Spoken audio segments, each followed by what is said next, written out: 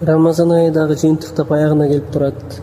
Кээ бирлерибизге Аллах Таала бул айда көп ибадат кылып колдонуп калууга мүмкүнчүлүк бергендир. Ошол эле намаздарды өз убагында жамаат менен окуганга, орозобузду үзгүлтүккө учуратпай тутканга, муктаждарга садака бергенге, зекет беришти чыгарганга, орозо туткан адамдардын оозун ачтырганга, жана орозобузду сакташ үчүн мечитте отурганга, көп Куран окуганга, зикир кылганга жана башка ибадаттар кылганга мүмкүнчүлүк бергендир. Кайсы бир инсан өзүндө ушул жогоруда айткан ибадаттарды таба турган болсо, анда сөзсүз түрдө жаратканга эң биринчи көп шүгүрлөрдү келтириш керек. Анткени жараткан ушул айга жеткирди, колдоду, коргоду, кубаттады, ден соолук берди, ибадат кылууга шамдагайлык мүмкүнчүлүк берди, токчулук, аманчылыкты сактады жана башка.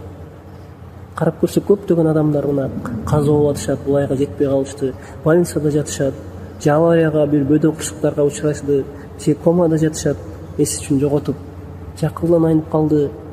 Жеткенде мүмкүнчүлүк берилген жок аларга, бизге мүмкүнчүлүк берилди. Ошол себептен көп шүгүр айтышыбыз керек. Жана дагы жараткандан ушул кылган амалдарыбызды кабыл болушун жалынып жалбарып сурашыбыз керек. Жана ушул кылган амалдарыбыз Аллах Тааланын алдында пайда алып келишин үмүт кылып, тиленип дуа кылышыбыз керек. Жана да сак болушубуз керек. Ушул амалдарыбыз аркылуу ой жупка, менменсинүүгө, бааланууга, өзүбүздү кыйын сезүүгө, өзүбүздөн ыраазы болуп, башкалардан жогору коюуга түшүп калуудан сак болушубуз керек. Алыс болушубуз керек. Анткени кайсы бир инсанда ушул жогоруда айткан менменсинүү амалдарын кабыл болду, бейишке түшөм деген кепилдик бардай сезүү өзүн. Жана башкалардан жогору коюу, өзү менен өзү ыраазы болуу, баалануу, башкаларды кемсинтүү, кыйынсынуу ибадаттар аркылуу. Ушул нерсе табыла турган болсо, бул тезинен тобо болуш керек. Бул чыныгы момундардын амалдарынан эмес тугандар. Аллах Таала мындай амалдардан сактасын. Анткени алдыңкы салих момундар эмне деп айтышкан? Лау а'ламу анна Аллаха тaqabbala minni mithqala habba min khardal la tamannaytu al-maut. Эгерде Аллах Таала менден кыпындай амалымды кабыл кылганын билгенимде, мен анда өлүмдү каалар элем, өлүмдү эңсер элем деп айтышкан. Мисалы алар биздин амалдарыбыз кабыл болду деп ойлошкон эмес, сезишкен эмес, андай ишенимде жүрүшкөн эмес. Тескерисинче алар Аллах Таала биздин амалдарыбызды кабыл кылбай койбосун деген тынчсызданууда, коркууда жүрүшкөн. Бир эле амалымды кабыл кылганын билгенимде мен өлүмдү тилейт элем деп караңыз. Өздөрүн кандай сезишкен Аллах Тааланын алдында. Аллах Таала таква гана адамдардан кабыл кылат. Алдыңкы салих адамдар таква болууга умтулушкан, бирок өздөрүн Аллах Тааланын алдында мен таквамын деп эсептешкен эмес. Тынчсызданышкан, мен Аллах Тааланын таква адамдарга киремби, Аллах Таала мени таквалардын катарында кабыл кылдыбы деп тынчсызданышкан. Ушундай тынчсызданган жүрөгүндө салих амал кылып, бирок Аллах Таала кабыл кылбай койбосун деп тынчсызданып корккон адамдар жөнүндө Аллах Таала Куранда мактаган ушундай адамдарды. وَالَّذِينَ يُؤْتُونَ مَا آتَوْا وَقُلُوبُهُمْ وَجِلَةٌ أَنَّهُمْ إِلَى رَبِّهِمْ راجعون.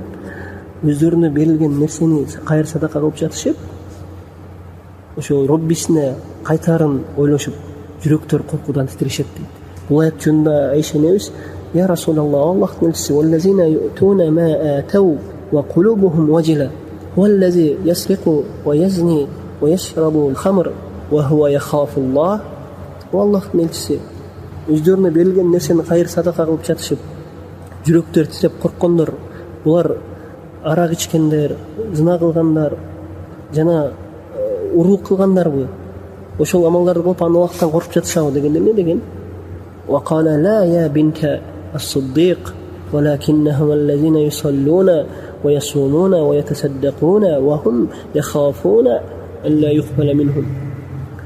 Пайгамбарыбыз айткан: "Жок, о Сыддыктын кызы, булар намаз окуп, орозо тутуп, садака берип, жана ошол эле салих амалдарыбыз кабыл болбой албасын деп корккондор" деген. Караңыз, момундардын жүрөгү ушундай болуш керек. Аллах Таала мындай адамдарды мактап атат. Биздин жүрөгүбүздү дайым кандай деңгээлде салих амал кылбайлы, канча көп жасабайлы, биздин жүрөгүбүздү дайым коркуу болуш керек. Ошол амалдарыбызды Аллах Таала кабыл кылбай койбосун деген тынчсыздануу, коркуу дайым жашаш керек жүрөктө. Жана Аллах Тааладан ошол амалдарыбызды кабыл кылуусун көп сурап, үміт қылып, тіленіп, жалынып жалбарышуымыз керек деп